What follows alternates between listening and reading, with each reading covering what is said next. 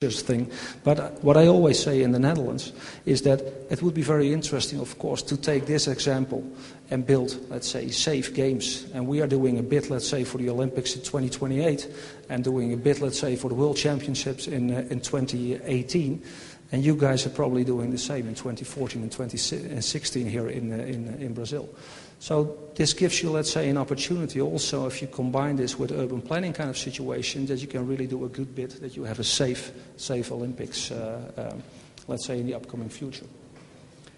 3 more examples for training. This is one we built in the Netherlands. The mayor is in charge, right? The mayor of a city, if something happens, is in charge.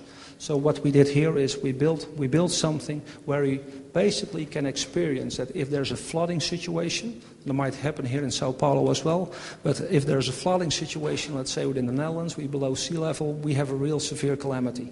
So the mayors are trained here to make sure that they make the right and appropriate decisions, let's say, in this time-critical situation. Another one is... and I was thinking also about this one, what happens in Rio now, right? So we have at the ministerial level also, let's say, a decision-making process where you have the special intervention troops when they come in and have license to kill. Well, we're building also training games for them so they make the appropriate and the right decisions. And one last example, also a board game for which we won, by the way, an innovation award from the Ministry of Defense, is what we call Go For It. This is a very interesting thing.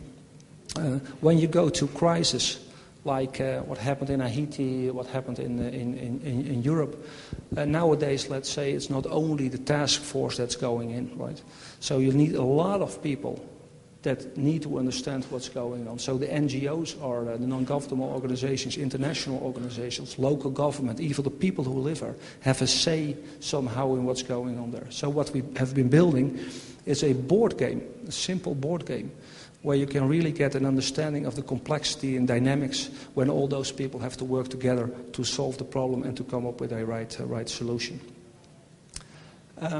So open innovation, a lot about open innovation. I think that what we have been doing for the last 5 years, and this is an example of our ecosystem, we're doing research on serious gaming, information visualization, and human reasoning. We exploit that in 3 types of game. I was just giving you some examples of that, in different kind of domains. And based on, let's say, the issues that are raised there, we define new research questions, and then, let's say, this thing gets spinning. It's also open innovation.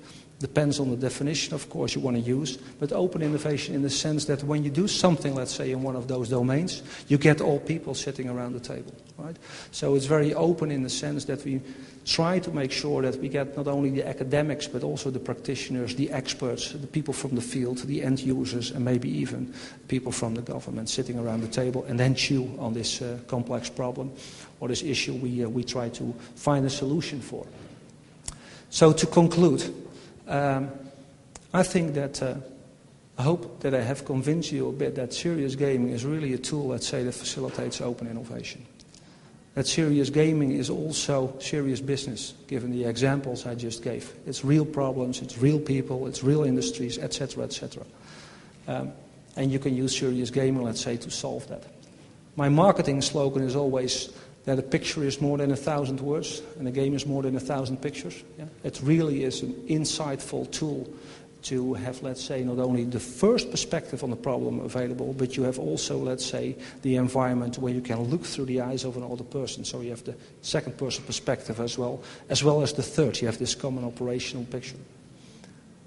I do believe that a serious game makes this tacit knowledge available. Right? You have people sitting around the table. They can interact. They have dialogue. So all the things that cannot be written down, let's say in the example of the book I just gave, that is becoming, let's say, available as well through interaction to gameplay, etc. Serious gaming, to our experience up till now, is that it really speeds up, let's say, this decision-making processes. People make better assessment, better plans, and do the decision-making quicker and better. And last but not least, it's just a new way, let's say, to make decisions. So it's really fun to do as well. Well, thank you for your attention.